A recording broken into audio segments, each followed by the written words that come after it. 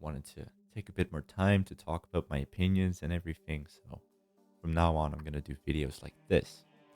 And this time, I want to talk about Armored Core 6. If you've been in the Discord, played a bunch, and I very recently finished the entire game. So I wanted to just talk about it a bit, give my opinions, and hopefully some of you guys will also give the game a shot because it's really worth it. For those who don't know, Armored Core 6 is a mecha game, if not the mecha game. It's been around for a really long time, and it's something Armored Core 6 really shines in, and just the Armored Core series in general, is customization. So that's the first thing that I want to talk about, because there is a lot to customize in this game. Your mech is really just a reflection of you and your playstyle and your what you like in a game. And I really found my mech as well. Fast, dual machine gun with like a nice melee weapon for like a big punish, and then songbirds as a more long range punish. And I really enjoyed the game with that. But one thing that I did notice, that once I found that build, I didn't really have much of a reason to switch anymore. Not really a mission that forced me to use an alternative build, an alternative playstyle, but still a lot of unique builds in this game, unique playstyles. I've seen a lot of online gameplay, ranked, and you see so many different things come up, so many different themes in mechs. There's a lot of decal and color optimization, customization as well. So it's really cool to see what players can come up with, and even you can make just about anything you want. So customization, definitely one of the strong points in this game. I've seen a lot of complaints compared to previous games, where in previous games there was more customization, but I think for this game it works just fine.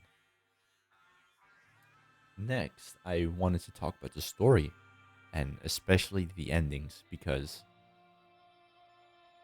I actually prefer the first two normal endings, except instead of the true ending, and it's because they really made me feel something. Uh, my first run was the Fires of Raven run, which is considered the bad ending, and I really felt that. The choices that I had to make, and the final result of what I did, the consequences of that. Burning the entire planet, probably causing the exact same thing to happen at some point. Um, I feel bad. I made the wrong choice, and that really incentivized me to play the game again. So that really made me feel something. And then I did the Liberator Rubicon ending, which is like the big hero ending, and I felt really good. I made a change. I helped the Rubiconians stand up for themselves. Um, Lost some people on the way, Carla, Volter, but still big choices, very involved, a lot of resolution to it. I really like those two. And then, you go back to New Game Plus Plus, your third run for the All Mind ending. And honestly, I thought the All Mind ending was kind of weak. What I do really like is that there's a lot of tidbits around the game, like AC Rex that you can investigate and get like info logs from, or sketches, or video, or your photos. But it's a lot of stuff scattered around the game with little tidbits of lore and stuff you can piece together. And especially once you've gotten to that third ending and get the full scope, it's really interesting to see how everything got to that point. From before your turn, as your story as Raven starts, a lot of stuff has happened around and before you, and it's really cool to figure it out that way. Um, but for what you actually do in that run and the ending, I thought it was kind of weak. You kill Big Bad All Mind, not really Big Bad, but you kill All Mind, you kill Iguazu. Guazu's cool, nice rivalry a bit, but it feels very insignificant to you as the player. So even seeing him pop up as the final boss didn't really feel like much to me, at least. Um, but they do build up a really good reason for Iguazu to get there, right? There's a lot of instances where you basically beat him, right? You have the attack on the dam, where you turn your back on the red guns and take Iguazu and Volta out. You have the ice worm, where he, dies first, he fumbles. You have the RAD hack, where he gets hired by the, what are they called? Coyotes, right? Beat him there. You beat him when you attack Snail in the Coral Convergence, So, or even the Watchpoint Alpha, beat him there as well. So a lot of reason for Iguazu to get to that point. So it makes sense why he's there, but he just feels so insignificant to the player. It's just another AC pilot. You kill him a bunch. So unfortunately, I didn't really feel much when I reached that ending. I understand there's a lot of consequences in the whole core release, but still, I like the first two endings more. Um, and then next, I want to talk about the general gameplay of Armored Core 6 because it's very, very aggressive, right? Fly around, dodge a lot, shoot a bunch of stuff. I personally really like that. Fast gameplay. It basically forces you to get comfortable with your AC, your build, your um your gameplay loop with your AC, the movement and everything. But what it does mean is that you kind of sacrifice some strategy in this game.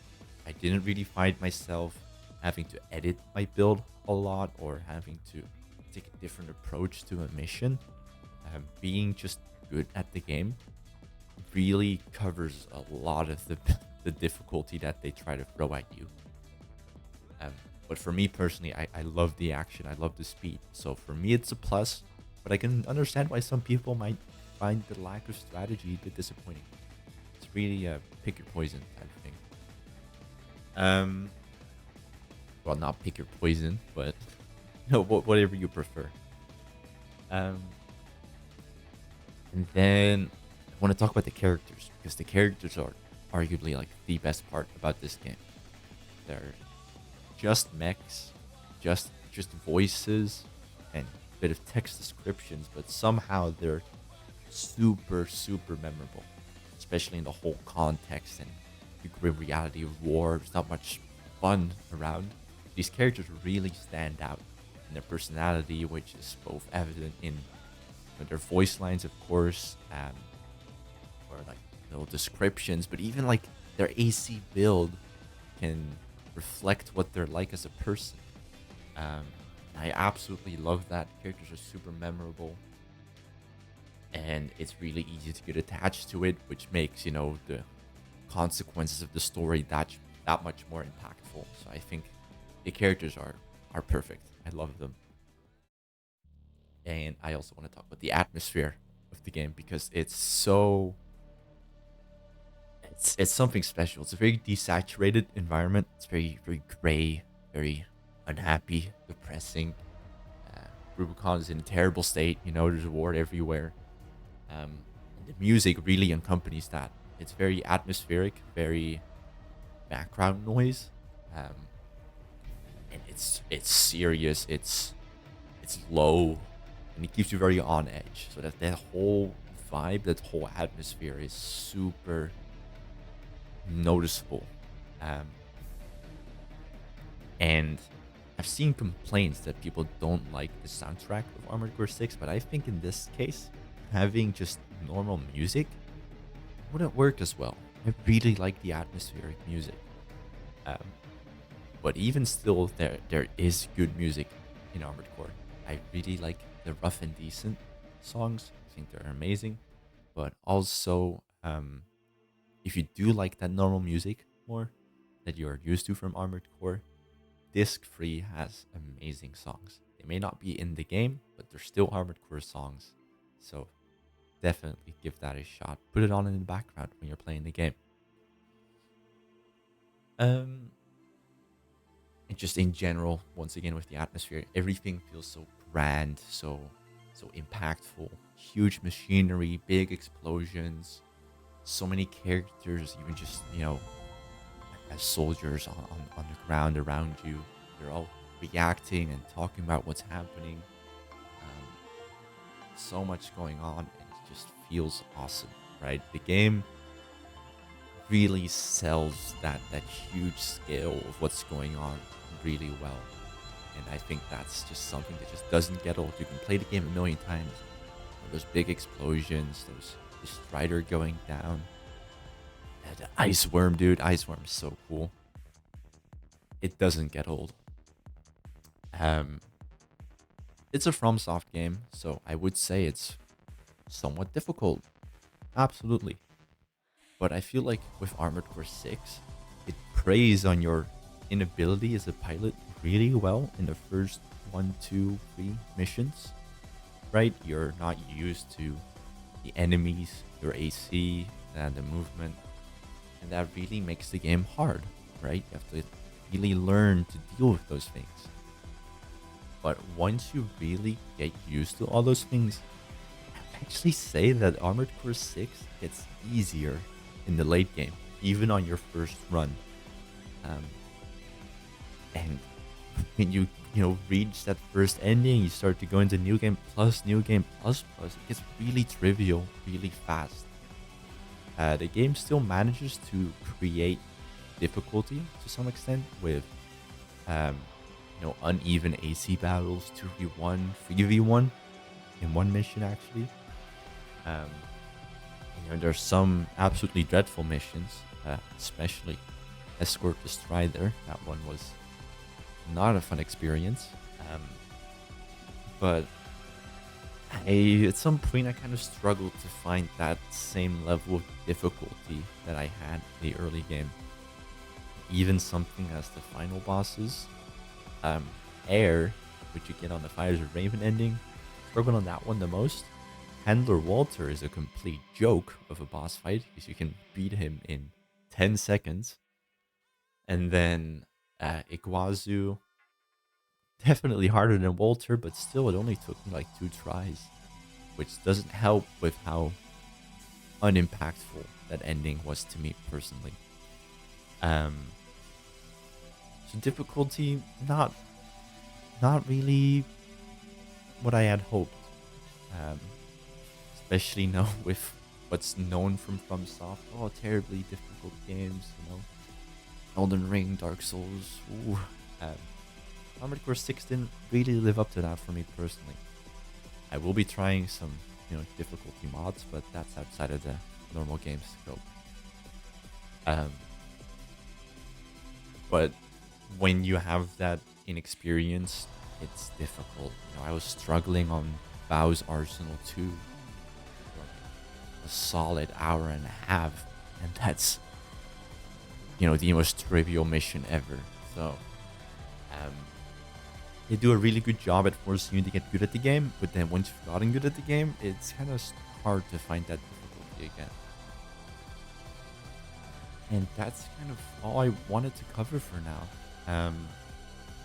Don't get me wrong, Armored Core is one of a kind experience, and 6 has done a really good job of continuing the series. A bit more modern than previous entries. Actually started playing through Armored Core 4 Answer just now, and that game has already been humbling me. So it's a bit more modern, bit more accessible, but it's still such a beautiful experience. There's a reason that I played through every single ending, that I sunk a lot more hours into it than just those free playthroughs. So do give the game a shot. If it's on sale, just get it. You're not gonna regret it. And for me personally, I'm still gonna give it a solid 9 out of 10. It's a series as a whole that I'm really looking forward to for more. I know there's more in the making. Really hoping they do an expansion for 6, because the All Might ending leaves a lot to speculate. So very excited to see what's next for this series. This was my first Armored Core, and I'm absolutely hooked. So I say they did an amazing job. Anyways, that's all I have to say about Armored Core 6 for now, for this review. Um, like I said, playing through 4 Answer now, so hopefully that'll be my next review at some point. Up until then, I'll probably be doing some Roblox games, on request. I do like to talk about them. It's just this video format in general. I enjoy it. It's a lot more comfortable than just writing a bunch of text out. I feel like that's a bit boring. So thanks for watching, and then hopefully I'll have a new review up soon.